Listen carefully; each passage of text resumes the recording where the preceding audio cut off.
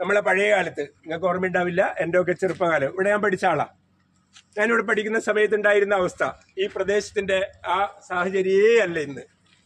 നിറയെ കശുമാവ്. ഞാൻ വരുന്ന വഴിക്ക് അങ്ങനെ ആ മെയിൻ റോഡ് കൂട്ടങ്കാരൻ റോഡിൽ നിന്ന് കയറി കഴിഞ്ഞാൽ കശുമാവിന്റെ കൂട്ടങ്ങളാണ്. ഇങ്ങനെ നടന്ന് നടന്ന് പോകുമ്പോൾ തന്നെ ഒരു ചെറിയ വഴിയാണ്.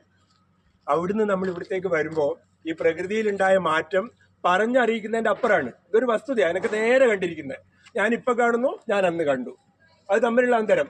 ഇത് ഗുണപരാണോ എന്ന് ചോദിച്ചു കഴിഞ്ഞാൽ നിർവാഹമില്ലാത്ത ചില വികസന പ്രവർത്തനങ്ങളുണ്ട്. സ്കൂളിന്റെ അവസ്ഥ അന്നത്തെ അല്ല ഇന്ന്. ഇങ്ങനെ വേണ്ടേ? വേണം.